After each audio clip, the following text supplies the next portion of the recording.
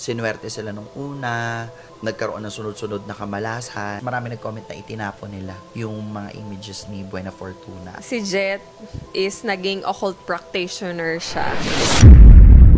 So I delve into witchcraft as young as mga 11. May ginawa ko ritual doon. Nilagay ko yung pangalan niya doon kasama yung namatay na gagamba. Tapos itinali ko yung pangalan niya sa pulang sinulid. Believe it or not, the following day, hindi na niya ako inasal. Alam mo, pagpapakinggan ko yung sarili ko, maiisip niyo para akong baliw eh. I was even, believe it or not, I was conjuring the spirit of air. Even the nature itself, you have the feeling that you can control them. Ito na yung magko-conjure ka na ng mga demonic entities. Tapos binasahan ko siya. Sabi ko, in 3 days, mamamatay yung lolo mo. Pagkita namin sabi niya, Jonel, nagkatotoo yung hula mo. Namatay yung lolo ko after 2 days. May umaabot ng kamay, may umaabot sa akin, pero yung kamay niya itim. Tapos hindi ako makagalaw. Doon na yung parang may maririnig na ako na gaganon yung parang hangin lang siya sa tenga pero may mga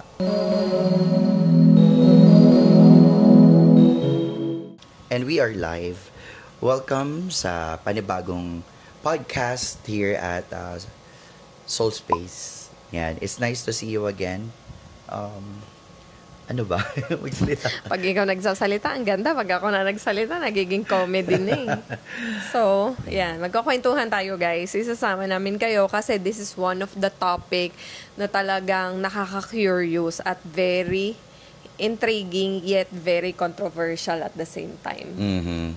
So, before anything else, ayan, we'd like to welcome you here at the podcast, The Soul Space by me, Jet. And kung wala kayong ginagawa habang nagda-drive kayo, you could just play this and listen while you are driving. And kung wala naman kahit nagluluto kayo, pasak ninyo sa inyong mga earpiece. And of course, i-follow nyo na rin kami. Ayan, para naman dumami tayo. Lalo na maganda tong topic natin na to. Kung mga 2 oras habang naglalaba kayo. Naglalaba, nagluluto, namamalansya. And I'm very interested to share this topic nga. Dahil alam ko, marami sa inyo like this. Makikita ninyo sa screen. Marami ang nag-request talaga nito to talk about this, no? Na ikwento. Ba't nga ba? Ano nga ba? Bakit nga ba to isa sa mga topic na always interested ang mga tao yet parang nakakatakot. Nakakatakot siyang pag-usapan at hindi siya normal. Hindi naman hindi siguro normal. Siguro aside sa malapit na ang Halloween, sa katapusan na ito at malapit na ang Undas, siguro napapanahon din ito para maging topic, no? Bakit nga ba kasi ito yung naging topic natin from mga from mga emotions, mga wounds, bigla tayo napunta dito. Actually, napunta tayo sa mga kabilang mundo. No nakaraan, 'di ba, business yung topic? Si Chef Zeng. Tapos biglang from business dito naman. Dito naman napunta. Actually, kung ano lang talaga ang Kasi kahapon, ang story talaga niyan, kahapon kasi, nagkaroon kami may na-scroll ako na topic. Siguro 2 nights before, nabasa ko na siya sa Facebook. Yun yung title about yung pampaswerte na Buena Fortuna na parang image na nag-viral ata sa TikTok, if I'm not mistaken. Naging viral siya. Tapos, aside from that, yung mga nakabili kasi, may mga naki-MJS to. So, panoorin nyo na lang kung hindi nyo pa napapanood. Actually, hindi ko pa napapanood. Hindi ko pa napapanood. Ako muna manonood. Oo. Naki-MJS siya. Tapos, ang sabi nila, nung mga nakabili, sinuwerte daw talaga sila. Tapos, yung iba nagkaroon ng 80,000. Nung humiling siya na magkaroon ng 80,000 pesos, talagang dumating, nangumisyon ata siya, tapos nakuha niya yung komisyon niya. Tapos may mga series of good luck nga daw. Tapos, eventually, nagkasakit, basta nagkaroon siya ng mga problema, series of problems, yung pinanalunan niya, yun din yung pinambayad niya, yung napanalunan, yung nakuha niyang komisyon, yun din yung pinanggastos niya sa ospital. So, well, it could be coincidental, no? Pero marami talaga yung comment and parang naging story about that, na nagkaroon sila ng swerte because of that. Tapos na-encounter ko rin siya. Speaking of that, so andito nga ako sa TikTok. Grabe. Ang itinatype ko pa lang BUE. Lumabas na siya kaagad. Ang talaga? daming mga videos. Oh. Ay, talaga Tapos ba? ang pataas ng mga Oh, engagements niya. shucks. Keep on listening, guys. Ito talaga yung story behind this one na kailangan yung malaman. Oo. Well, isa sa mga ano nga niyan is, nung pinost niya, nabasa ko, nag-repost ako sa Facebook natin. And ang daming nag-comment na sobra nga na nung nakuha daw nila yon, sinuwerte sila nung una, tapos eventually nagkaroon ng sunod-sunod na kamalasan, tinatawag na series of unfortunate events. Yun. So, tapos parang nung nakita ko nga na parang ang daming nag-comment dun sa post natin.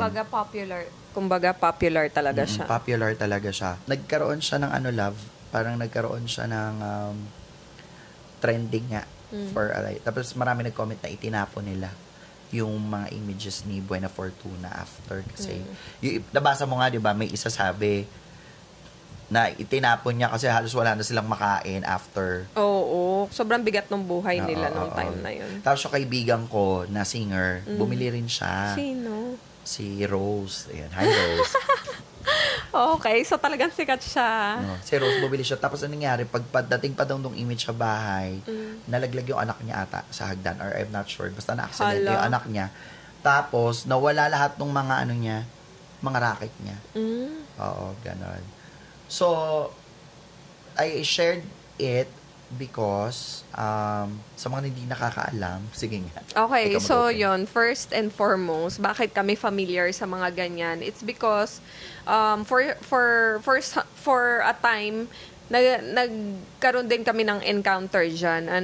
Naging user din kami ng mga ganyang images, mga ganyang gamit. Pero we are very blessed that hindi tumagal at nalaman din namin kung ano talaga yung magiging effect nun personally sa buhay namin as a Catholic person, yun. At ayun, bago ang lahat, no, we would just like to open this up, no, whatever it is that you will be hearing from us, especially from me. I am very happy, satisfied, and I'm very happy with my faith. I'm a devout Catholic. We are a Catholic family. We are foremost Christians, by the way, no? Hindi magkahiwalay ang Kristiyano sa Katoliko. Kristiyano rin kami kasi niwala kami kay Kristo. At first, really, yun nga, gaya nung sabi ni Nina, hindi lang actually sa amin eh. 'Di ba? Ako, lalo na. Lalo na si Jet, actually. So, ito na nga. Nung unang panahon, alam nyo ba kung ano ang pinagagawa niyang asawa ko? Actually, nung time na hindi pa kami mag-asawa. And nung narinig ko yun sa kanya, talagang, napaganon talaga ako kasi never in my wildest dream na yung tao na yan. Magkakaganon for some time in his life. Kaya, sige, paano ka napasok sa ganong, just, paano nga ba? For a time kasi, nawardi-wardi din ang buhay niya. So, I rarely talk about this openly. No, I'm very much open with yung nangyari sa akin before, especially with emotion, the abuse, and all that. Pero this one, very few people lang yung nakakaalam. Very few people know about this. And I think it's high time na malaman ng nakararami kung ano talaga yun. And this is part of the story that I rarely talk about. But, this is in connection. Yung lahat naman to na nangyari na to, na part na to, is connected pa rin yun doon sa past issues ko or trauma na nangyari. So, somehow correlate nagko-correlate sila. Kaya naman ako napasok doon, it's because of the trauma that I went through. So, kung mapapanood ninyo yung mga first podcast namin and I talked about that, ito na yung pangalawang dagok. So saan ka na nga napasok? Ayun, napasok ako. Sige. Okay, so ito na nga, si Jet is naging occult practitioner siya for quite long. A very long time. Wow, a very long time. And yun, hanggang ngayon pag naririnig ko sa kanya, very interested pa rin ako. So, bakit nga ba napasok ka sa pag-o-occult? Sa dami naman ang pwede mong pasukan, yun pa talaga. Napasok ako sa occult at a very, very young age. Talagang, I can remember at around 8 years old, I was already interested in the unknown. When you say unknown, I was, I really wanted to touch the side of, hindi ko pa alam na occult Actually, yung word na occult is not familiar to me. Pero nung as young as 8 years old, mahilig ako sa manood ng Magandang Gabi Bayan. Parang ako din naman Oo. Di ba kadadasan doon sa Magandang Gabi Bayan, yung mga kwentong mangkukulam, albularyo, ganyan. So somehow meron akong interest sa unknown. And it started, pero syempre lahat naman tayo nagkaka-interest sa ganun, no? Pero yung occult itself, it started because, matatawa talaga kayo, ang naging, ano ba tawag doon? Ano tawag term doon? Yung parang na-entice ka sa Tagalog. Parang nainganyo, oo. Nabudol. Hindi naman nabudol. Actually, nainganyo. Dahil doon sa anime na Zenki. Kung napapanood yung mga batang 90s, yung anime na Zenki, doon nag-start yan. Kasi, that time, sabi ko, wow, nung cartoons. Kasi grabe, sinundan ko talaga yun. Araw-araw umuwi ako after school. Para lang manood nun. Kung napapanood nyo yung Zenki that time, it's about Shintoism. The story of Shintoism. It's a Japanese religion that it's their form of albularyo rin kasi it's a religion at it's about nature. So, it's about the elements of demon and the protector of the city para sa mga against the demons that are attacking the city doon sa anime na yon. And I was so fascinated about it. At a young age, I was so interested in world religion. So napasok ako so mahilig ako manood ng mga Chinese movies aside pa doon sa Zenki na yan. Chinese movies, naalala ko nun home cable kami nun Tapos, lagi ako nanonood day and night ng Chinese movies. And sa Chinese movies, it's very prevalent na mahilig, alam mo yung mga nagma-magic. Mga lumilipad-lipad. Oo, aside pa sa mga lumilipad-lipad, name it, a Chinese ghost story, yung mga tumatalo na vampires. Tapos sabi ko, natutuwa ako kasi laging merong dualism of good and evil. So, I was so fascinated with magic, with rituals, kasi lahat ng mga Chinese movies, well, as you know, China, diba? Feng Shui, oo, sa kanila pala mga Lucky Charms, ganyan, yung Bagwa, yung, basta anything that has to do with rituals, I was so fascinated in it, and I really felt that it was so real. It was so real.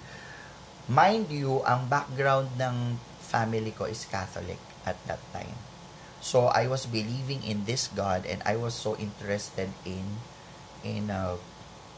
religious practices talaga ng other countries. So, Shintoism, Taoism, Javanism is also part of it. Sa school, sa world history, pag ang topic na ay religion, I was so down with it. Mag-aaral talaga ako, pupunta ako sa library, magbabasa ako. So the more I learned about this religion, the more I felt that those things were real. That you could actually, you are really drawn to it talaga. I was so drawn to it. To a point na I wasn't aware. Well, I was aware, pero I wasn't really thinking that what I'm doing is already delving into the occult itself. Um, I was also into mythology, Greek and Roman mythology, which I will be talking about later on. So, grabe, yung knowledge ko about all these things are sobrang lalim talaga. There was a time na I was doing that, I was copying. No, I don't have that actual ritual, but I was copying it. Bunti ko pang masunog yung bahay namin. Dahil, Grabe. oo, kasi diba, doon kasi sa mga pinapanood ko before, I don't know if some of you will relate, yung papel na may mga talisman na tinatawag yung calligraphy sa yellow paper, sinusunog kasi yon. Pag sinunog mo, that's actually like a spell sa Taoism. So, yung yellow paper and then yung white paper kasi sa version ng Shinto yun eh. So, yung yellow paper na yan, may talisman yan na nakasulat sa red ink. And the calligraphy is not a normal Chinese writing, but it's yung calligraphy nung sinaunang calligraphy ng mga Chinese. So, I forgot mahilig din kasi ako doon eh. So, susulat mo yan siya, depende sa talisman. Kung gusto mo ng warding off evil, pampaswerte, makikita nyo yon. Pagpunta ka ng Ongpin, marami yon. Tapos sinusunog ko yon. Tapos, as in talaga kinokopya ko. Nakakapagsulat ka ng sayo? Hindi, kinokopya ko lang. Grabe. Kinokopya ko lang. Pero syempre, hindi ko alam ibig sabihin. So, ko siya, i-write ko siya, sunugin ko, ganon. So, parang feeling ko, nag-work talaga Very siya. Very enthusiastic ka doon sa, yes, na yun? Sa world na sa yan. Sa world na yun. Very enthusiastic ako. At the same time, I really felt that it was so real that it's really happening. So, that was around 8 years old, 9 years old. Very young talaga. Grabe. Okay, wait lang. Cut kita. You mentioned kanina na hindi mo namamalayan na occult na pala yung ginagawa mo at napuntahan mo. Were you able to identify kung ano ba yung occult in the first place at paano mo nalaman na nag-occult ka na pala? Okay. Kasi ikaw lang eh, parang self-taught ka lang or puro ka lang research. Diba? Correct. So, paano mo din nasabi sa sarili mo na... Okay, the word occult came when may transition yan eh, diba? So, from Shinto, yun nga, Taoism, Javanism, lahat na ng may ism sa dulo. There was a time na noong 1998 pumutok yung The Craft. Yung The Craft. Yung movie. Yung movie na The Craft. I was so drawn to it. As in, yung The Craft na yan, nung lumabas yan, ilang beses kong pinanood yan. Grabe yung impact sa akin yan. Kasi parang that time, I recalled, kasi nga diba, doon sa previous podcast ko, I was talking about may trauma, may abuse.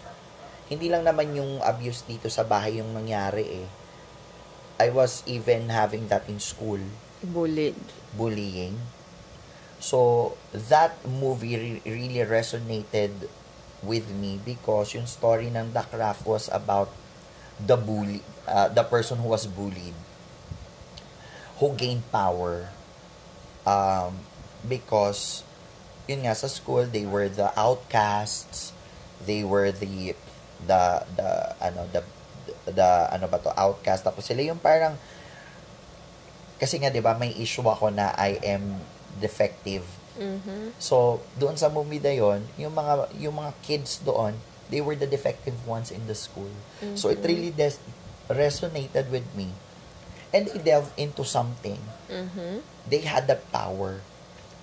So, okay, so na-inspire ka and you saw that something na possible. That is, doon nag-spark yung from transition of the Shinto. Although, hindi ko pa naaano yung word na occult, I jump into Wicca.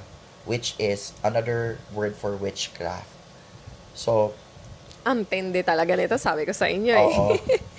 Na ngayon ko lang sinabi, talagang ngayon ako naglakas loob na magsabi about it.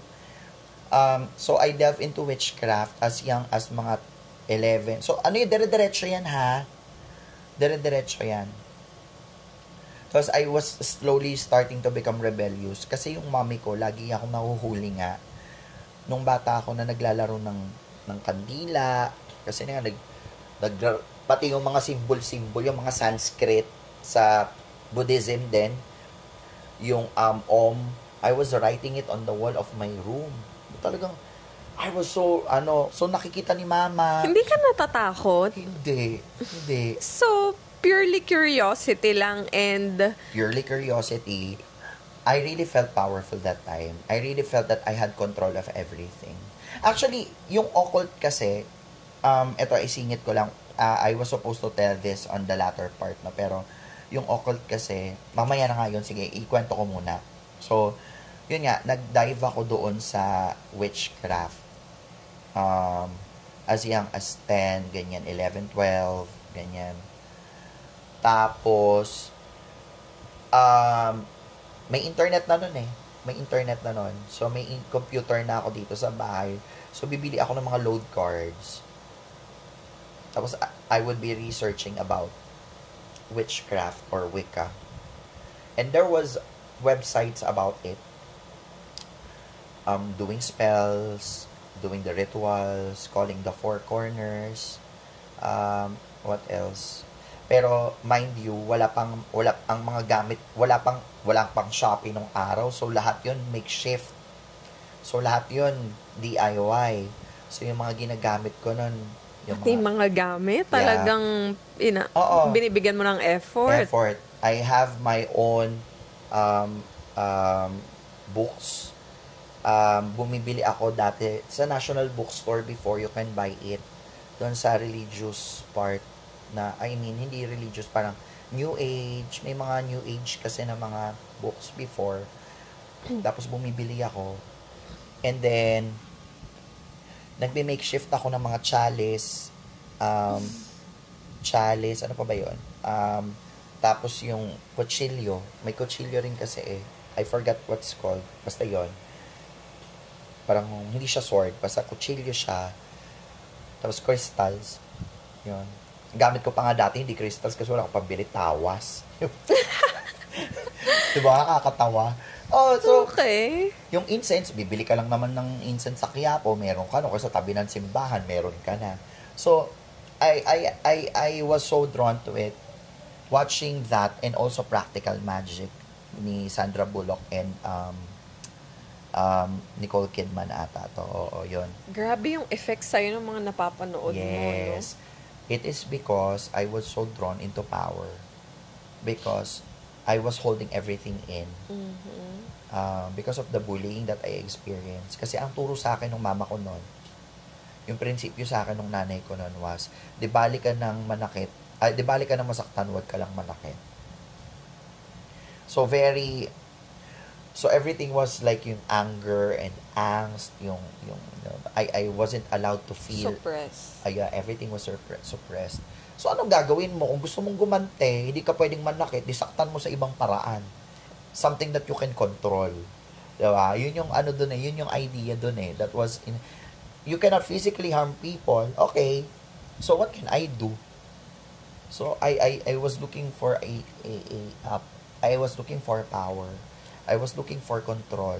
Because most of the things in my life, I don't have any control with. Which I will be talking later on about the effects of why people are so drawn into believing in other things such as yung buena fortuna and mga charms, whatever. So, sinong nakakaalam nito nung time na yun? Ikaw lang? That time, I was the only one. Then eventually, I encouraged my classmates. Wow. Kasi, gusto ko rin magkaroon ng grupo na I could call my own craft. So, okay. So ang tinatawag doon sa witchcraft, we call it coven. So, yung coven na yan, it is enticed. Hindi lang naman apat eh. You could get as many as you want. Pero, at least you have 4. So that when you conjure the spirits, you can actually, oo. Nai-stress ako sa'yo talaga ngayon, Diyos ko. Ewan Talaga ko ba? ba? Yung mga panahon na ako ay nakikipagpatintero sa labas ng bahay namin, nagluluto sa mga palayok ng mga dahon-dahon siya, nagtatawag ng kung sino-sino. Diyos ko, naloloka ako sa'yo. So, yun nga. And then, from witchcraft, yan nga, I was calling yung talagang, I was asking my friends to create spells. Ang version kasi ng prayer sa Wicca or occult is spells. So if you want to get something, you do spells. Mm-hmm. So that is creating yung for example, no, I had one experience that really that really resonated with me was meron kasi nambubuli sa akin nung elementary. Lagi niya ako pinag-iinitan. Hindi ako makaganti kasi nga ang nag-hold sa akin nun. Di bali ka ng masaktan, huwag ka lang manakit. Oo, yun. I was thinking manakit physically. Mm-hmm. So, ang ginawa ko nun, I did a spell that time that I got from the internet. Okay. And then, ang ano doon is papatay ka ng gagamba. So, yung gagamba, papatayin mo. So, hindi ko to, I do not, well, sa bagay, kahit naman hindi naman na malalaman kung ano yung dasal, no? So, papatayin mo yung gagamba, tapos, may ginawa kong ritual doon. Binalot ko yung pangalan niya doon sa itim na pouch. Nilagay ko yung pangalan niya doon kasama yung namatay na gagamba. Tapos, itinali ko yung pangalan niya sa pulang lubid ata or sinulid. Tapos saying the prayer over and over. I mean, not the prayer, but the spell over and over again. And then I put it in the pouch and itinago ko siya doon sa CR. Sa tapat ng CR na to. Doon sa attic. Ay, hindi pala attic. Ano tawag doon? Yung sa ibabaw ng, ano to? Atip? Oo, basta yun, yung butas. Kesame. Sa kisame, oo. Tinago ko yun doon. Grabe. Dito lang yan. Ito, yung tapat ng CR, ito yung taas. So, alam mo, believe it or not, the following day, hindi na niya ako inasal. For real? For real. Tinigilan niya ako. And that is the time that I felt that it was real. That, okay. So, totoo to. Okay, so mas lalo ka naging curious. Of course. Mas lalo ako naging curious. I was even, believe it or not, I was conjuring the spirit of air. So, pag magko-concentrate ako that time, sasabihin ko nga, alam mo, pag papakinggan ko yung sarili ko, maiisip nyo para akong baliw eh. Pero hindi talaga, totoo talagang nangyari to. Pag sinabi kong hahangin. Mararamdaman mo talaga, parang makokontrol mo yung, even the nature itself, you have the feeling that you can control them. That's how deep my belief was in Wicca, in witchcraft. Actually, najojologan pa nga ako yun sa mga mangkukulam. Gusto ko witchcraft pang US. Parang ganun. Pero, hindi talaga, totoo yun. I was so into it. Bibili ako ng mga kandila sa Quiapo. I create my own candles. Black, red, green. For a certain wish, for a certain spell, I would do that. Tapos, entice ko yung mga friends ko. Magko-conjure kami ng spirit. Tapos, may mga libro, yun nga, share ko. Wala namang na-possess sa inyo? Wala naman. Or wala namang nangyari? Wala naman. Pero, just so I thought na wala. Okay. Akala mo lang wala, pero meron talagang nangyayari behind. So, ano nangyari? So, hindi naman siya bigla na nawala talaga. Hindi siya talagang, hindi siya nag-appear. It's a very subtle. Kasi the more you go deep into occult, that's when I found the word occult. The more that you go deep, surface lang yan eh. So, Wicca, witchcraft, lumalim ng lumalim. Mm-hmm. Doon na siya yung parang kang naa-addict. Kasi nakokontrol mo na eh. 'Diba? I mean, if you have something... Kumbaga, that is something na magaling ka Oo. at nagagawa At mo. nagagawa ko. At yung bagay na wala sa'yo, na hindi mo makontrol at nakokontrol mo na ngayon, it's addicting. Nasa Catholic school ka niyan time na I yan. was in a Catholic school. Yun ang nakakatawa dun. I was attending mass. I was so Catholic that time. I never... mga schools ko that time was related to Catholic faith talaga. So, paanong hindi mo nalaman na mali na yung ginagawa mo? Alam ko, yun nga matindi, alam kong mali. Pero so, naging intentional na siya. it was intentional for me because I crave for that power. Mhm. Kasi nga, yun nga I had may hole kasi ako sa heart ko ng trauma at the same time, ang daming masasakit na nangyari that I really wanted to have once in my life that I have control with. Kasi parang nasa, well, what if I have this kind of power to change everything? Diba? And ang bata ko noon wala akong ganun ka-strong faith na, I mean, yung paniniwala ko doon is very shallow. And very, kumbaga parang pilit pa. Oo, no. Pinipilit sa'yo isubo ang isang bagay na dapat mong paniwalaan na hindi mo naiintindihan ba't kailangan mo mag-suffer. So, of course, pag bata ka, you want instant gratification You want everything instant You don't want pain, cast a spell. Someone's bullying you, cast a spell. You want to get even, cast a spell. So, gano'n, no? So, hindi pa yan ang worst. Okay? The more that I go into witchcraft and Wicca, so magugulat kayo doon sa mga maririnig ninyo ngayon dahil itong mga terms na to, yung mga occult practitioners talaga ang makakaintindi lang nito. So, I delved into much more deeper occult knowledge. Ito na talaga yung word na occult. Nandito na pumasok yung Clavicula Salmonis. Ayan yung mga ancient books, ancient writings ng mga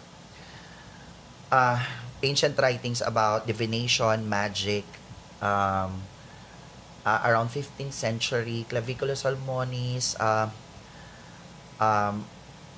Ars Goetia, Lemegeton, the Book of Abramelin the Sage, ano pa ba to? Ars Almadel.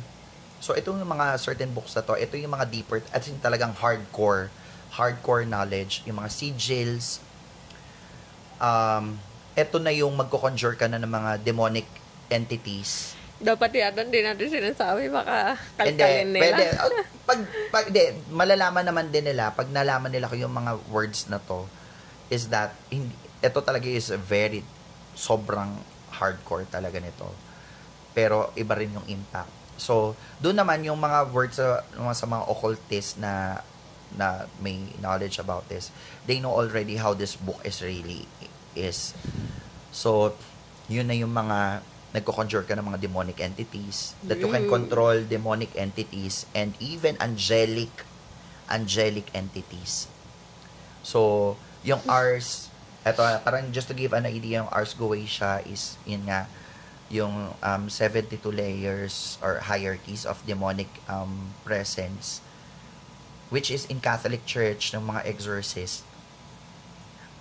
They, parang, kasi may mga hierarchy rin siya. Kung ang heavenly yung sa presence ni God, may mga hierarchy of angels, yung cherubim, seraphim, tawag niya thrones, may tinatawag na ganon. So, sa archangels, guardian angels. Kumbaga may mga level sila sa langit. Ang demonic forces, meron din silang mga level.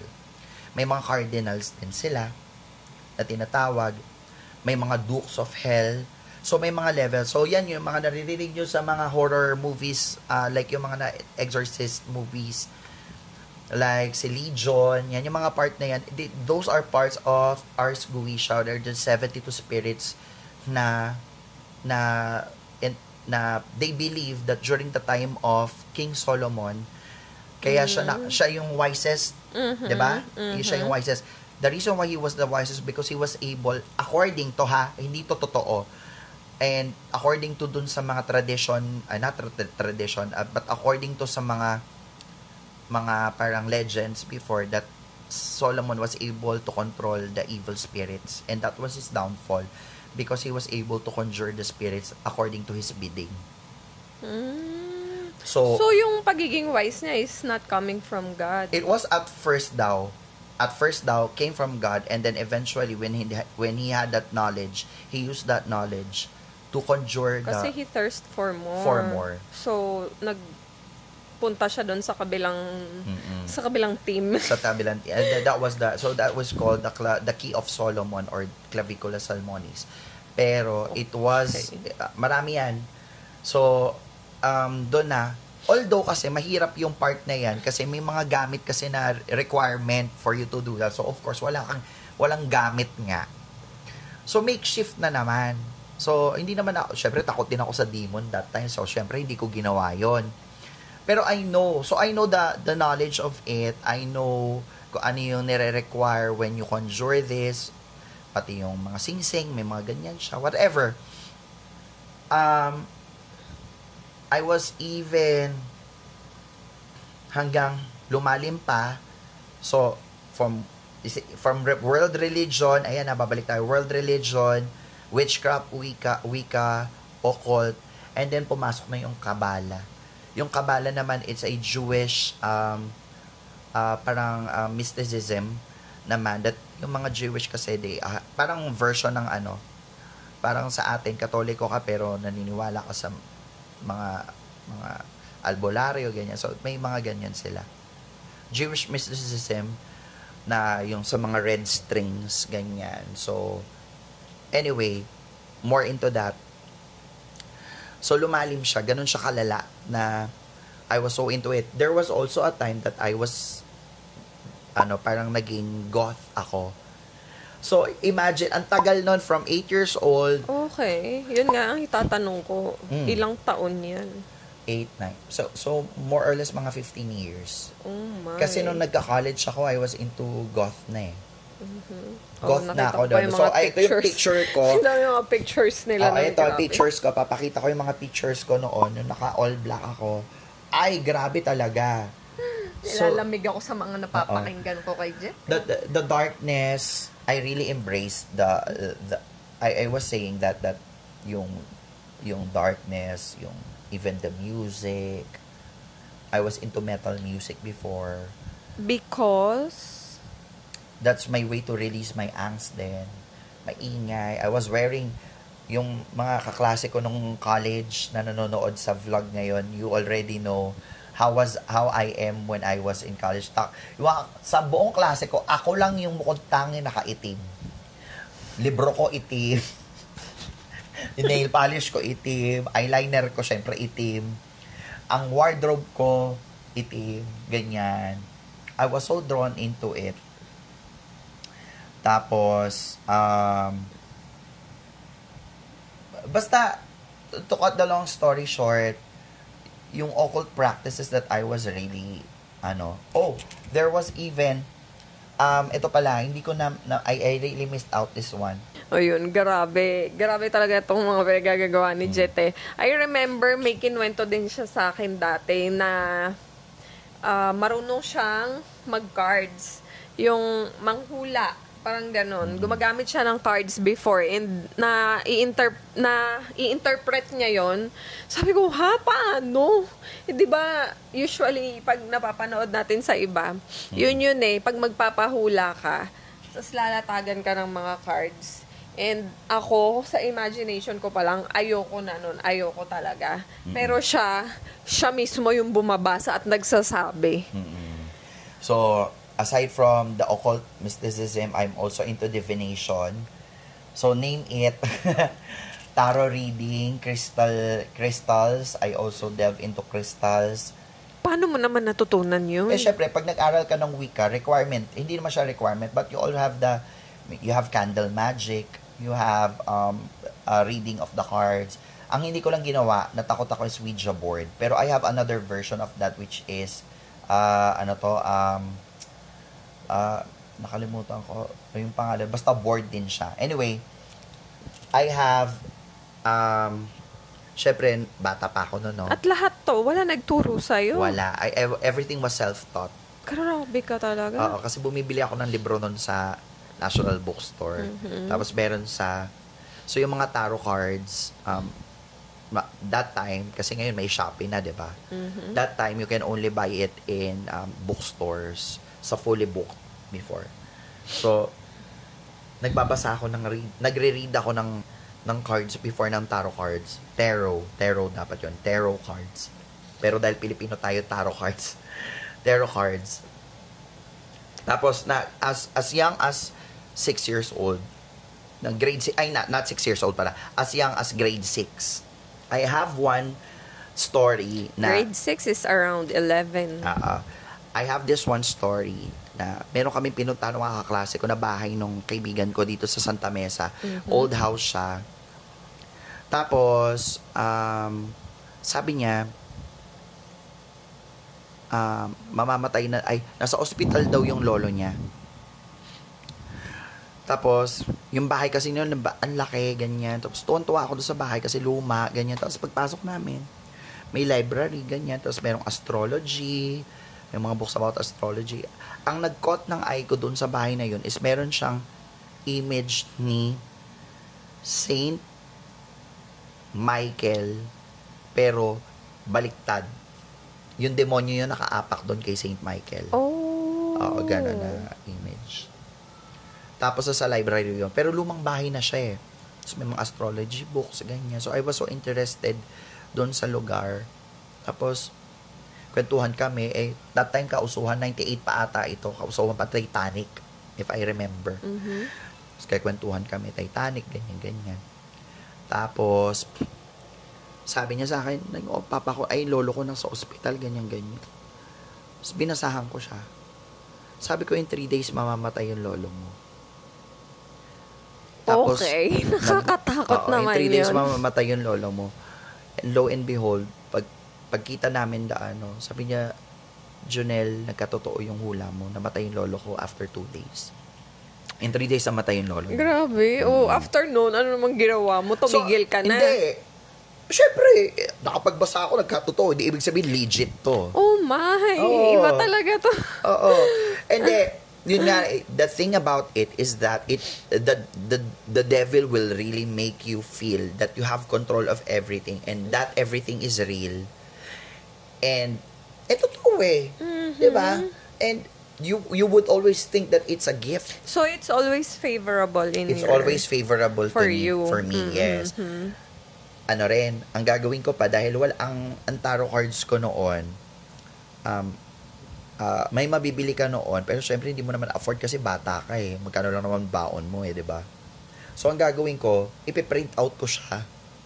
May printer kami, maubos ang ink ko kasi ipiprint out ako ng mga cards, gugupitin ko, lalagay ko sa card, didikit ko, may tarot cards na ako.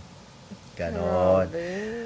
Tapos yung mga nanonood ng card captor sa Kura, yan, tawan-tawa talaga ako dito kasi nung time na yung card captor sa Kura kasi 'di ba meron yung parang mga version ng mga cards kasi yan eh. Kahit yun, kaya ko magbasa ng kapalaran using card captor sa Kura cards.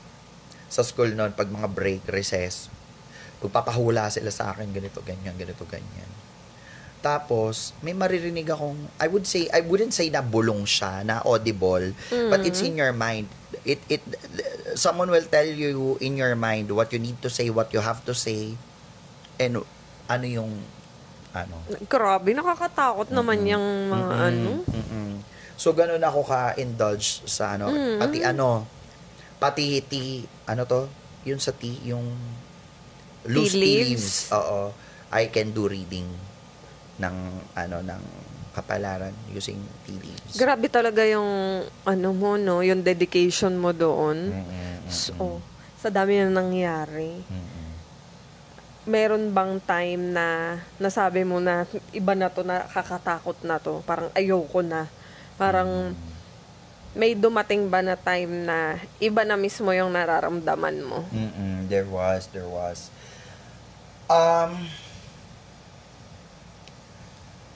There was this one time na natutulog ako sa kwarto noon. I remember it. Sa Santa Mesa to, hindi pa to sa Novaliches. Kasi, nung lumipat kami dito, year 2000, pag ganun kasi yung first experience ko, was, nandun ako sa Santa Mesa. Natutulog ako noon. Tapos, nung college kasi, nagdo-dorm, dahil ang school ko sa CEU, nagdo-dorm ako sa, hindi dorm, yung bahay namin sa Santa Mesa, doon ako tumutuloy, syempre, di ba? Pero nag-o-occult pa rin ako eh. Tapos, I think this was around second year college na, or third, ganyan. Tutulog ako noon. Sa panaginip ko, same yung pwesto, pero para siyang bangungot eh, it's a nightmare. So, yung nakauwang yung pinto, tapos ang dilim-dilim, nakauwang yung pinto. May umaabot ng kamay, may umaabot sa akin, pero yung kamay niya itim. Tapos, balahibo siya. Tapos hindi ako makagalaw. Tapos, tawag ako ng ganyan. Tapos, hindi ako makasigaw ganyan. Alam kong nightmare siya, pero hindi ako makaalis doon sa nightmare na yon, sa sleep paralysis daw ang tawag. Sleep paralysis. Pero grabe, takot ako kasi kita ko yung kamay eh. Hindi ko nakita yung mata. Basta kamay lang siya na itim na umaabot sa akin. Yun yung first instance na parang iba na to. Parang ganyan. Kasi takot ako noon. Tapos, pero syempre dahil goth nga ako noon. Pinanindigan ko pa rin, di ba? Tapang-tapangan ka. So, bili lang ako ng mga crystals, insenso, ganyan, pangontra. Okay, so kinontra mo. Kinontra ko. Gamit din yung, kasi hindi gamit din yun. Oh, well, that's how I thought I could control everything, di ba? So, abot yung kamay ko, ganyan. Tapos, yung pang-contra, did it work?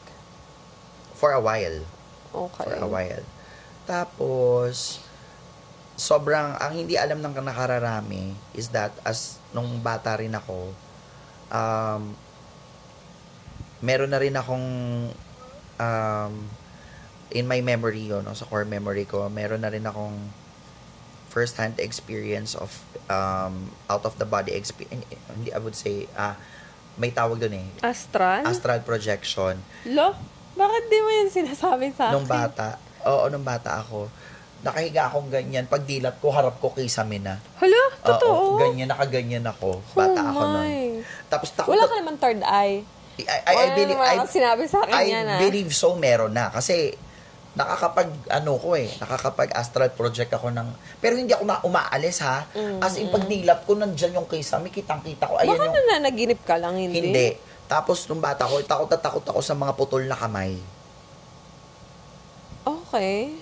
Meron akong fear. I really remember it na yung kamay na, yung mga gilid ng kama, may gumagano na kamay, gumagalaw. Basta ganun, may mga ganun akong mga, basta may mga ganyan akong mga nakikita, ganun. Nung bata ako, ganun.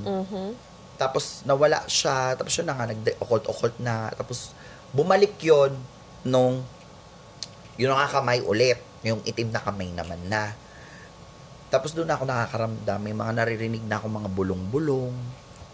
Yun na siya. Doon na siya yung medyo naging nakakatakot Hindi na siya entertaining for me. Doon na yung parang may maririnig na ako na gaganon yung parang hangin lang siya sa tenga pero may mga ganon bulong na. Si Jet talaga. Nakakainis eh. Gawin, totoo yun. Kinabutan ako sa'yo. Tapos, kaya nga sabi ko sa'yo, magugulatin ako. Di ba mahilig ako manood daw ng horror? Magugulatin ako, pero hindi ako takot sa, yung mga madidilim na lugar or mga haunted, ganyan. Hindi. In a sense, parang, there's a sense of familiarity with it eh. Ganon. So anyway, yung pangalawang instance was actually hindi na siya, yun yung pinaka-worst siguro yung kamay. Yun yung pinaka-worst sa akin, yung inaabot. How were you able to get up? Ewan ko, hindi ko na rin maalala. Basta alam ko nun, nagising ako eh. Kasi kung hindi mo ko kausap ngayon. Basta nagising ako. After nun, hindi mo ba naisip na tama na, iba na to, ayoko na? Ang naging turn around ko was that sunod-sunod na yung kamalasan sa buhay ko. Yun na. Okay, so Yun hindi na yun. siya favorable. Hindi na siya naging favorable sa akin. Hindi ko na sa'yo. siya makontrol. Oo. I was so deep into it, I wasn't able to control na. So, there was a time in my life na bago ko gumraduate, ang gulo-gulo namin dito sa bahay. Lagi nag-aaway yung mami ko, ate ko. Yung ate ko nag-work pa sa ibang bansa. So, nag-aaway sila. Ang gulo-gulo ng buhay namin noon. Lagi sila nagkakasakitan, sama ng loob. Nag-aaway na kami ng ate ko. Tapos, after graduation, medyo nag-aano na ako noon eh. Medyo naglaylo na ako nung fourth year college. Medyo toned down na ako sa... Voluntary ba siya? Hindi, parang Or na-distract ka lang? Na-distract lang ako kasi may love life ako noon eh. Okay. Basta yung love life ko noon time na yun eh. So, So, hindi talaga siya nawala sa'yo? hindi talaga siya nawala. Na-distract ka Na-distract lang ako. So, nagkaroon ako ng... Yung girlfriend ko noon from La Consolacion. Tapos, syempre, in love ka, ganyan. Pero goth pa rin ako noon. So, I was still into the dark things. Morbid, grotesque, ganyan. Tapos, after graduation, nagkahiwalay kami nung ex ko. Hindi pala yun. Nag-apply ako bilang flight attendant sa PAL. Tapos, pasado ako. Akala ko makakapasok na ako. Pasado ako sa interview. I was already in training for becoming a flight attendant. Tapos, biglang ligwak. Tapos, dahil sa medical, hindi ako nakapasa. Tapos, nalaman ko na meron akong hereditary disease. Tapos, sunod-sunod yung kamalasan ko nun. Nagkasakit yung mama ko. Biglang bumagsak yung katawan niya. Diabetic. Tapos, nag-away sila nung ate ko. As in, sobrang rumble sila. Umalis yung mama ko dito sa bahay. Bumalik kami ng Santa Mesa. We stayed there for a year. Yung girlfriend ko, nag-break kami. Hindi kami nagkaroon ng... may nagkaroon kami. Basta yon, hiwalay kami. Tapos, wala akong trabaho nun. Nagka-work ako for a time. Tapos, nag-awol ako. Kasi hindi ko kinaya emotionally na yung nangyayari. Tapos, na-scam pa ako. Dahil sa kagustuhan kong mag-work sa ano to? Sa airlines. Sa airline. Yung isang friend ko, inentice ako na mag-apply to another airline na bagong tayo. Tapos ilang buwan ako nagtatrabaho doon, walang sweldo. Yung pala scam. Tapos, doon na parang nag-domino effect na siya. Domino effect na. Tapos, gaano pa rin ako once in a while, occult, ganyan. So, I was trying to control the things that I want to control. Ba't nangyayari to, ganyan. During that time, bukod dun sa pag-occult na usually mong tinatakbuhan, because that is something na kaya mong gawin, di ba? Didn't you even think to return to faith? to turn to God instead? This time, try natin si God. Meron na akong may natatouch na ako doon. Pero I was a rebellious person. I believe in God, but I would say that at that time, I really hate God. Kasi, fucked up yung buhay ko eh, 'di ba? Parang 'di ba? Parang ang dami nangyari na ganyan. So parang for a time na parang I wasn't really believing in him. So then nag-die down 'yon. What made me decide to go back to faith? I met a person that time. Yun na yung parang after ng mga sunod-sunod na kamalasan, doon na parang nag-sink in sa akin na parang may mali. Parang hindi na to tama. Ba't ba to nangyayari? Parang ganon. Tapos sobrang ano na siya. Sobrang, parang ano yun, for the span of 7 years or 6 years, parang ano na siya. Iba, ang gulo magulo talaga. Even I do not have that internal peace. It was always, lagi akong bothered. I always have anxiety. Tapos lagi kong sinasabi, lahat Buti ng hindi ka na-depress, ano? siguro na-depress ako, hindi ko lang alam na depressed ako that time. Tapos, nandun na rin ako sa point na parang, parang hindi na tama to parang may kailangan akong baguhin. Doon na. So, parang meron na akong hint na parang hindi, kailangan ko na itong talikuran, in a sense. Questionable na siya. Kasi hindi na pumapabor nga. At the same time, hindi na maganda yung relationship ko with my sister. So, mom ko and I were not doing well. Tapos, puro heartache over pain. So, it was not a supernatural, I thought it was not supernatural, pero sa akin parang yung pangyayari na yun, hindi na siya normal. Wala naman yung like may magpapakita, wala namang possession naganap, wala namang anong tawag dito, yung house infestation na tinatawag, wala namang ganon. Siguro the most supernatural thing lang was yung inaabot yung kamay ko. Ay, inaabot ako ng itim na kamay. Pero other than that, yung naging effect sa akin nung occult was yung series of unfortunate events ko. Yun na yung parang naging effect sa akin dahil do sa occult. Na-feel ko na parang, teka, mali na talaga to. So, 'di ba, gumraduate na ako, ganyan, tapos nag-work ako sa Korean school na nagtuturo ng English for a time. So, I met friends, pero hindi na ako nag-occult nun. So, I stopped it. Pero hindi pa ako bumabalik sa Catholic faith. Okay. I just stopped. Ganon. So, hindi ako nangumpisal. Pero naniwala ako sa umpisal, pero hindi ako nangumpisal. Tapos, I met... Because guilty ka? Partly. Or or because dahil... You don't see the importance of doing it. Parang ang tawag nga sa akin is, I was a cradle Catholic. So, that means when you say cradle Catholic, you are just a Catholic, pero you're just cradling.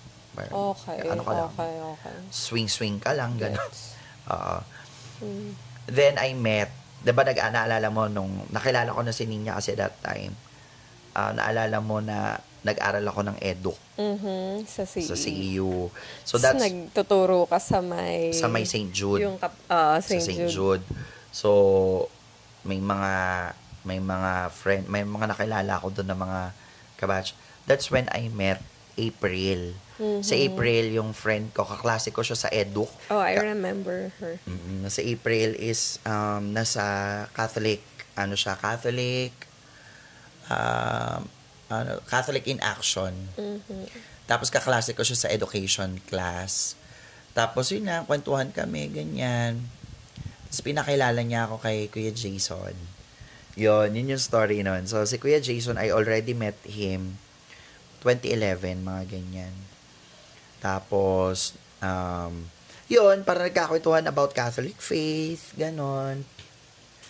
Tapos, doon na, parang nagkaroon ako ng spark with my Catholic faith. Nag-rekindle ka na ulit. Nag-rekindle ako noon for pero hindi pa ako like full blown. Tapos they just talk to me about, the love for God. Basta parang I kind of felt na parang sabi ko parang baka nga kasi siguro yung paniniwala ko sa occult that was causing it. So, hindi pa ako nag-confess noon that time. And, yun, bit ako ni Kuya Jason. Sinama niya ako sa College of the Holy Spirit, which was already closed that time. Pinakalala niya ako doon sa mga madre doon. Tapos, nasa charismatic group din kasi si Kuya Jason at that time. So, he introduced me to the charismatic team. Yun nga yung mga madre doon. So, yun. To cut the long story short, so doon na nag-start yung parang, yung parang interest ko to stop the occult and believing to God again. So that's also the time that you realize na sobrang tindi pala talaga nung pinagdaanan mo at pinanggalingan mo. Oo, grabe. Tapos, hindi pa ako talaga full-blown na talagang going back to it kasi nga may reservations pa rin ako sa Catholic faith ko eh. Tapos, I was even, considering going to other denomination, to Protestantism, kasi may mga friends din ako from other na enticing me to join, ganyan. Tapos parang, anyway, hanggang sa yun naging magkakilala kami ni Ninya, hanggang sa nakilala namin yung isa't isa. So, nagsisimba kami, pag trip lang yun na yun, yung parang... Nagsisimba kami, nung naging mag-boyfriend-girlfriend kami, nagsisimba kami tuwing Sunday because dapat magsimba pag Sunday. And aside from being together, na-enjoy namin yung company ng isa't isa. But hindi kami nagsisimba that time because we really have that deep connection with God. But I think yun din yung isang naging way kung bakit kami kumbaga yun nga, bakit kami nag-rekindle ulit. Kasi we can always choose the other way, di ba? Pagdating sa Catholic faith, and eto nga, si Jet, nung kinuwento niya sa akin, yung tinanong ko, hala, parang napakalaking kasalanan pala niyan. Kaya tinanong ko siya kung, parang kinukumpisal ba yan? Kasi wala din talaga akong alam. Alam ko lang mga bawal, wala din akong alam doon sa pangungumpisal. So, tinanong ko siya, kinukumpisal ba yan? Kasalanan yan, di ba? Ganyan. Did you renounce it? Oo naman, syempre, no? I renounced it. So, the beautiful thing about our faith, I'm so proud of my Catholic faith because I was given the chance to really, to turn my back against these things like the occult and tapos actually yung pagre-renounce ko in my heart that time, I renounced it in my heart, pero hindi talaga fully, no? So hindi full yung aking renouncement noon. Dumating lang yung pag-renounce ko ng occult ang alam ko kasi na ikumpisal ko na yan at some point eh. You confess it because you have to, or you confess it because you want? I felt that it is really wrong. I really wanted it. to straighten out my relationship with God. And I really wanted to I really wanted to get to Him. Bakit? Why a sudden change? Ano yung naramdaman mo? Meron yung pakiramdam eh. Kasi I felt kasi suddenly, gusto mo dun ka sa kabilang dulo na ulit. Alam mo, good question. Hindi ko na maalala exactly kung bakit talaga ako na parang napabalik. Pero I felt that God was calling me at that time to turn my back against all in these ways things. like Yung maalala ko pa ba? Kasi hindi ko basta parang ang naging pakiramdam ko noon is that, ito lang yung alam ko, hindi na tama yung nangyayari. And parang si God na lang yung matatakbuhan ko. so uncertainty na yung nararamdaman There was a that time. sense of uncertainty. And the only thing that I know at the back of my head, given that my in my very, very young years, that there is a God. There is a God there. Parang dun ko na-realize na, shucks. Naghanap ka na ng Naghanap rescue. na ako ng rescue. Kailangan ko na ng tulong. Then I felt that nudge to go back. To go back to my faith. And I really felt deeply in my heart that God was rescuing me. Because nung when I started to renounce and confess my sins, hindi ko na maalala talaga kung nakapag-renounce ba ako, kasi what I clearly remember was that nung ano na itong latter part na yung ano, pero yung during that time na nag-confess ako, I think I confessed it naman. Kumbaga yung transition. Yung transition, pero kasi ang ano doon is nagkaayos na yung ate ko at saka mama ko. Yun yung bumalik na kami dito ulit. Tapos yun na yung naging tayo. Tapos yung parang umayos na buhay ko ulit. Nagkaroon ng direksyon in a sense. So yun na, naging banda ako. Tapos, although hindi pa rin ako... So, nung nagkaroon na ng direction, nakahanap ka ng peace? Nakahanap ako somehow ng peace, pero not fully. Kasi, cradle nga ako Kumbaga, parang hindi ako, parang ang babaw pa lang. Hindi ko pa rin mag-grasp, or ang babaw pa lang nung nilalakaran ko. Eto na, nung 22. Okay.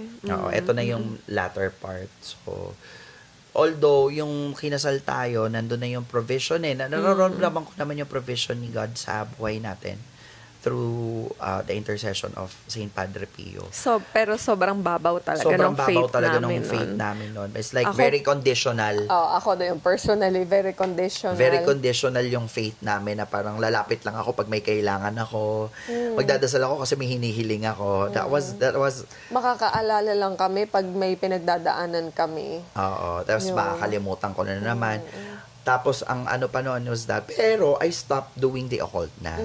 That was the good thing about it, na I turned around because I felt that there is a God na mas powerful beyond all this occult things that I learned and knew. Talagang tinalikuran ko talaga siya ng... So, yun yung naging intentional na rin. Intentional na rin siya. Oo, intentional. Parang ayoko na. Hindi na ako pipikit. Hindi lang distracted, hindi lang busy. Yes, I threw my tarot cards, I burned my books, I threw them. Lahat ng mga na-involve ako, binitawan ko talaga. Pero nag-resurface yan during Oo, that was the time before you yung retreat. Mm. Kasi crystals pa tayo, naalala mo, nagbebenta ako ng crystals pa. So may backslide ako ng konti, no? Nagse-sage spa ako noon, 'di ba? Naalala mo.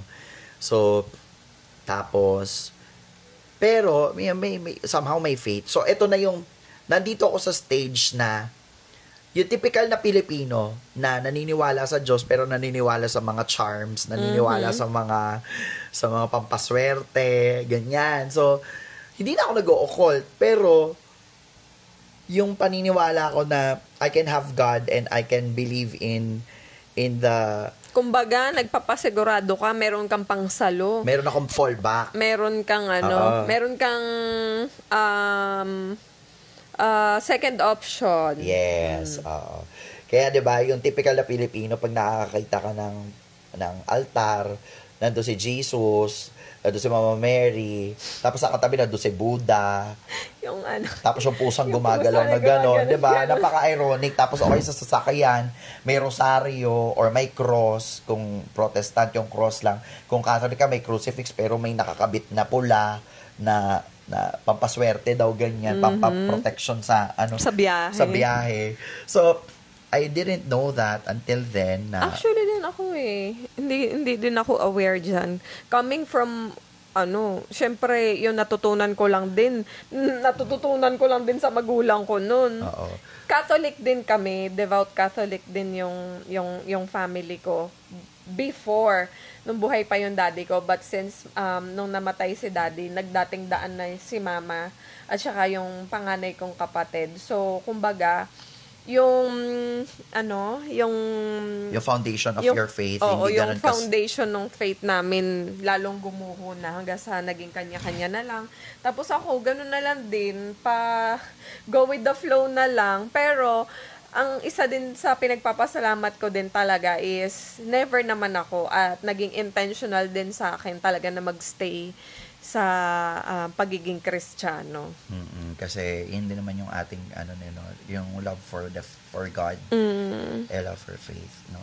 And yun nga, so eventually yung 2022, yun yung parang naging start of my journey to Catholic faith. Yun na talaga yung nag-rekindle talaga yung fire. And then ang tagal kong hindi na-meet si Kuya Jason. Imagine, na-meet ko si Kuya Jason 2011. Kasi iyo din siya sa guidance. Tapos nagkita kami ulit nung after ko nag-solitary retreat dito sa Sacred Heart Novitiate. Kasi may nangyari. Pero it's gonna be a different story. Pero since we're talking about this occult things, yan nga, doon na nag-start yung talagang the learnings. Doon ko natutunan yung mga, because of Kuya Jason din. Kasi Kuya Jason was part of the deliverance ministry. So, may mga kilala rin siyang mga exorcist. Kung napapanood ninyo yung Possessed na series ng ABS-CBN, halos lahat ng exorcist doon kilala ni Kuya Jason. Si Father Jojo Zerudo, Father Sekia, si Father, actually yung sa Diocese of Novaliches, si Father Nonet. Actually, nagpangalawang renouncement ako nagpangalawang renouncement ako of the occult sa kanya. Kasi siya yung exorcist ng Diocese of Novaliches. Pero ngayon nasa Vatican kasi si Father at the moment nagpapahinga. Pero anyway, I learned so much about the Catholic faith. And doon ko naintindihan kung bakit ako napasok sa ganong mundo. It was a generational thing, number one, kasi I found out na yung lolo ko was also a part of a cult that Albolario. Hindi actually albularyo, pero sila yung mga lolo ko na nagbabasa ng Latin pag madaling araw. Tapos kinikwento sa akin ni Mama na parang yun, yung mga pinapasang kaalaman. Ganon. Tapos binaon ata na lang yun. So si Eliza ko naaalala nyo yun. Kinikwento rin niya yung lolo namin, kwento ng papa niya na yung papa niya ata yung pagpapasahan ng libro tapos hindi pumayag, ganyan. So it was a generational thing na rin. So tapos na-involved na, anyway, hindi ko nagkikwento yun, no, yung isang part. Yun. And then, I found out nga na yung mga practices that we were doing is not really, hindi dapat talaga siya tayo nagkikling doon. And I understood the role of God in our lives and why we shouldn't believe in all these occult practices and charms and crystals and even yung mga pampaswerte like yung Buena Fortuna nga. I know for a fact that those things will give you temporary satisfaction, instant gratification, but you are allowing that demonic entity to enter into your life lalo na pag vulnerable ka talaga. Yes, vulnerability and without knowledge. Yung mga charms and crystals. Yes. Yan, maraming mga charms. You should not believe that. I really coming from me, they have that prayer that you believed in it, 'di ba? You will have that, yung kapatid ko nga no, until now ini-entice ko siya na wag maniwala doon. Kasi there was a time na naniniwala sila may mga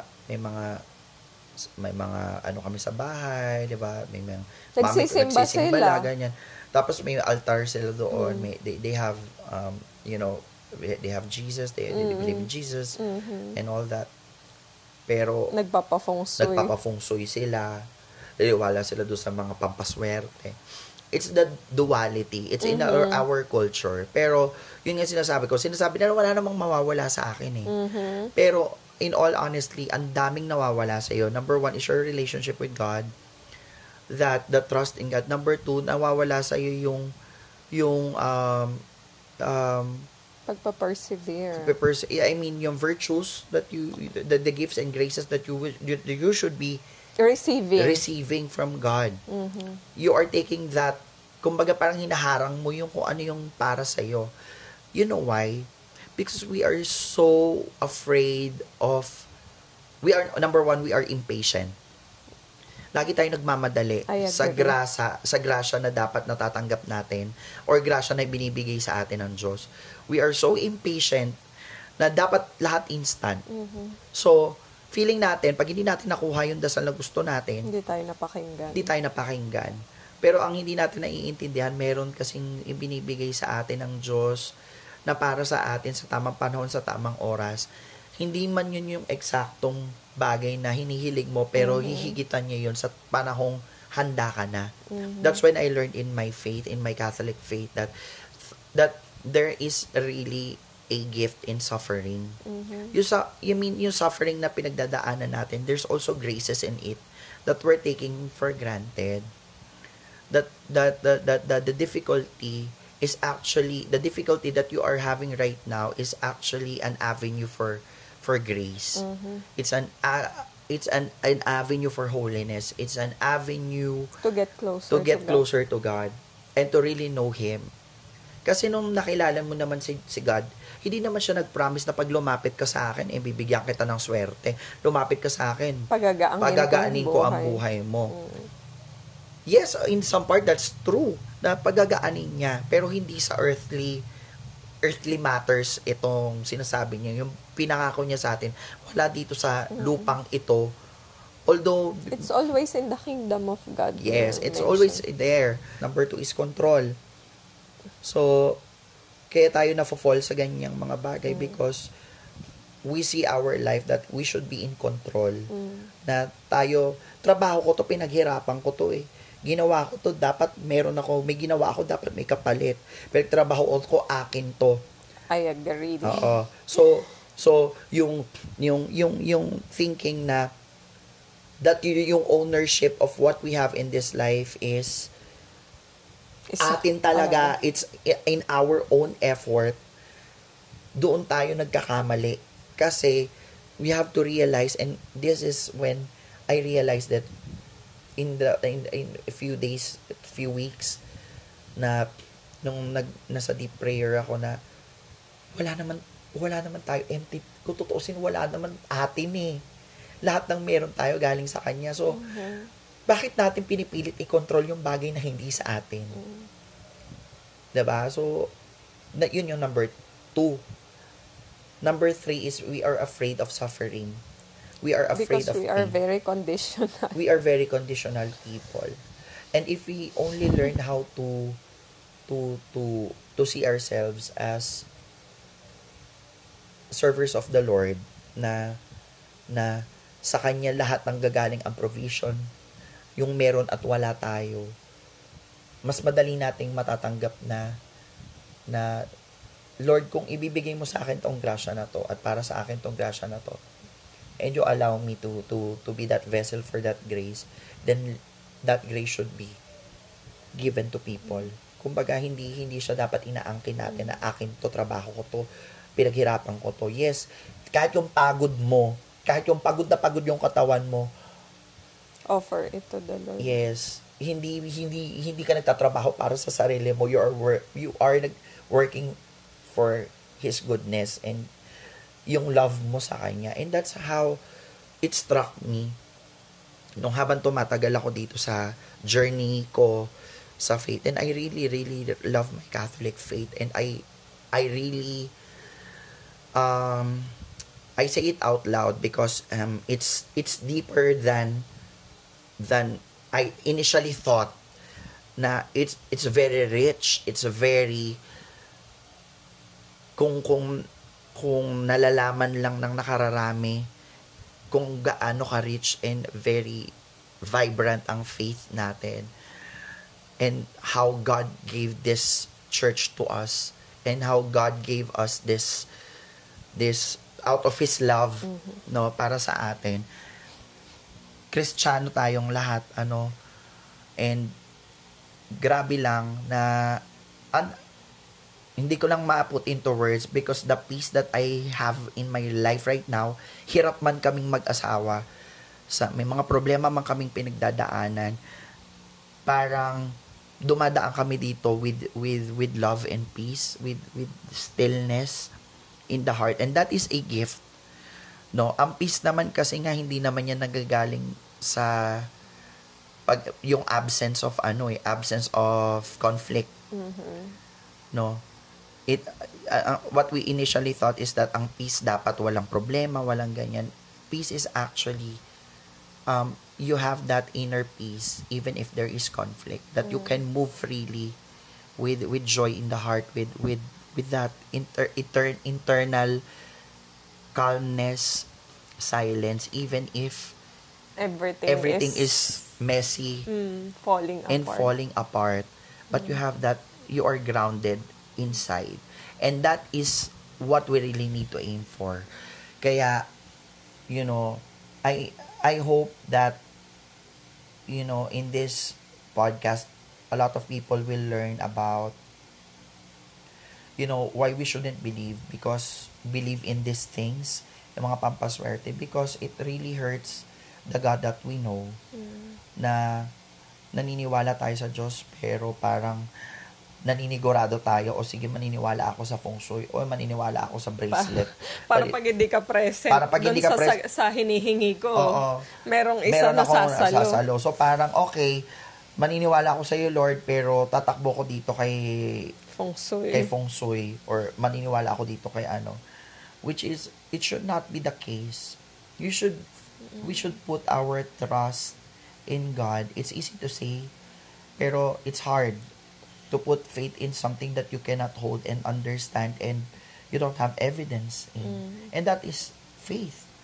And yun yung pinangahawakan ko ngayon, na the more that we struggle, the more that we are in pain, the more that we struggle to get close to Him, even if it feels like so dry, so empty, so hard, so challenging, so painful. Yes, and painful, but you keep coming back to the Lord because you feel like you know that He's there. He's not gonna forsake you. And that is the providence of the Lord, na hindi dapat tayo naniniwala dito sa mga bagay dito, because the devil is deceiving. The devil will give you what you want at the expense of something. Always. And that is the truth. He is the great deceiver. Yung ang napanood ko sa reel, alam mo, nakakatawa, doon yung sinabi mo, diba, chinek mo? Ang dami. Ano mo sabi pa nung isa doon, manalangin at humiling. Manalangin talaga doon sa estatwa ng Buena Fortuna. Talaga ba? Parang nangilabot ako kasi I know for a fact how this will affect. Deceiver kasi talaga yung yung devil. Oo. Ang ibibigay niya sa'yo at ang ipapakita niya sa'yo yung gusto mo talaga. Yung easy route. The easy route, the easy way. So, kaya, diba, ipapasok ko na rin, politically, like the Discayas, diba? May mga nag-post nga, i-echo out ko lang, hindi sa akin ang galing to. Yun nga, naniniwala sila doon, bumili daw sila ng mga milyon-milyon na J pampaswerte. Oo. Lalaki nung ganun nila. Nagkaroon sila ng instant yaman, o nasaan sila ngayon. Diba? Nag-hearing pa yata. Nag-hearing pa sila, diba? And that is something that you have to think about, yung mga nangyayari sa buhay, I realized that there's nothing instant in this world. Everything needs to be worked hard for, with prayers, and trust na one day if we are ready for that blessing, that grace. Kaya hindi ako yung swerte mo, ang hirap baguhin kasi nakasanayan ko. Swerte yan. Ngayon, we call it blessing na. It's a blessing that it's a grace that So, hindi na ako naniniwala sa swerte. Umpisahan natin doon sa pagsasabi, pagko-compliment na swerte ka, or ang swerte mo naman. Baguhin natin yun. Blessed ka. Or you are given the grace. The grace to you are consoled, mga term, sa Catholic faith. So, again, I think that's it. paano ba? May question ka pa ba? Ako, wala na akong question kasi ang saya nga nung usapan namin eh. Ako, ang maiiwan ko na lang, dun sa mga lahat ng narinig ko kay Jet, na-realize ko lang din na if we have that time to learn about the other things, why don't we dedicate it to learn about God and our faith? Our faith. 'Di ba? Oo, totoo nga na. If we can learn so much like ikaw, 'di ba? If you can learn that much alone, self-taught ka, 'di ba? Why not turn it to Actually, 'di ba? Turn it to learning and discovering about religion and about your faith.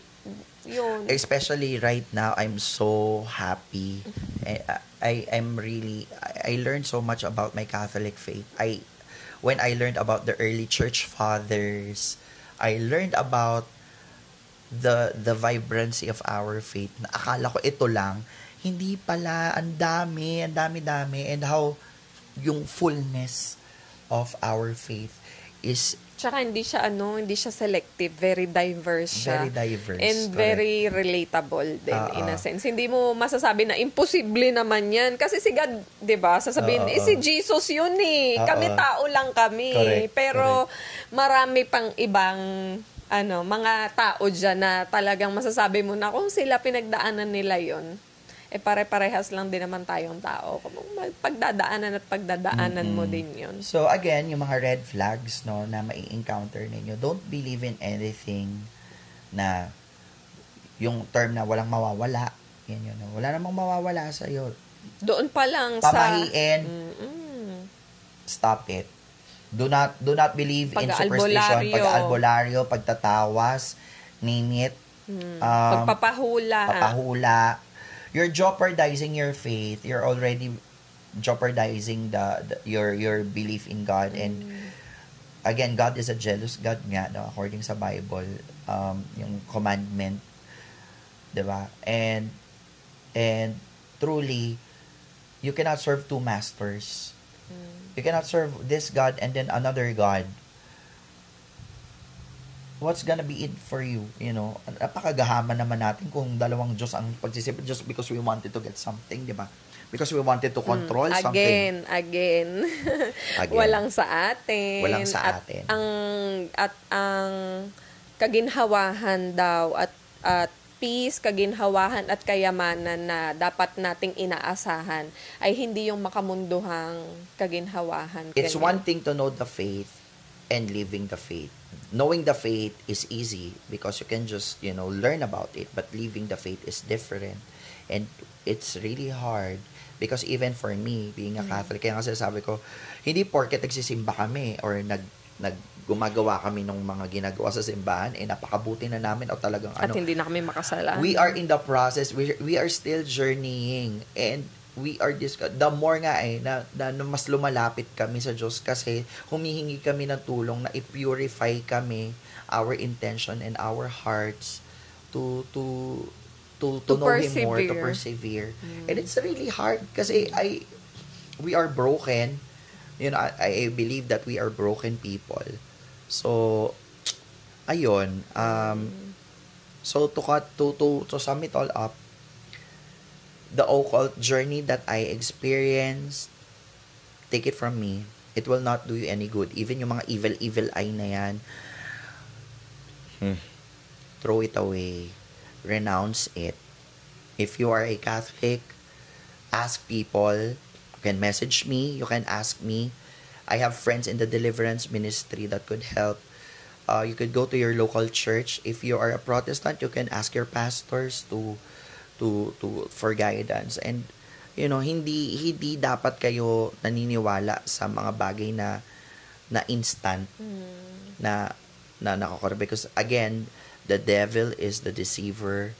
He will make you think that you could have everything easy, but no, laging may kapalit yan. Yun lang. And I hope you guys enjoyed this podcast. It's quite long, But I hope you learned something from it. Guys, mag-comment kayo sa baba Mm-mm. ng mga thoughts nyo. And Oo. kung mayroon din kayong mga experiences, we'd love to read those comments and hear about your stories. Kasi for sure, gusto din namin malaman kung paano nyo rin napagtagumpayan yung pinagdaanan nyo na yon. Mm-mm. And also, this is my story and our story. So of course, we have our own opinion on different opinions on everything, in the belief itself. May mga manonood siguro sa atin from other denomination, but in spite of all that, ang importante lang naman dito, and the point of matter is that we should not believe in the occult, yung mga pampaswerte, superstition and all that, because hindi talaga lahat ng ito meron yan kinukuhang kapalit one way or the other. Okay, ito last na. Ang tanging pangontra na kailangan nyo ay ang pagdadasal lang. That's it. Yun lang ang gawin yung pangontra. Wala nang mga bracelet, wala nang mga kung ano-anong plato-plato, figure-figurine, ganyan, statue. Pagdadasal lang ang gawin yung pangontra. Yes. At dahil dyan, kami ay aalis na. Sakto.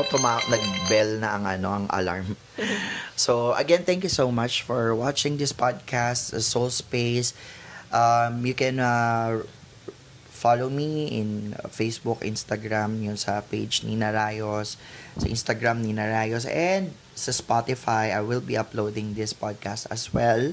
So you can listen while you are driving or if you are going out. Maglalaba, magluluto, malansya, makinig. Oo. Thank you so much. Thank Alam mo, you we so were much, supposed to guys. do this on cafe, kaya lang wala na kaming time. So we decided to do it here in our couch. So yun, thank you so much for watching this video and we'll see you again on the next one. God bless everyone. God bless you guys. Bye. Bye-bye.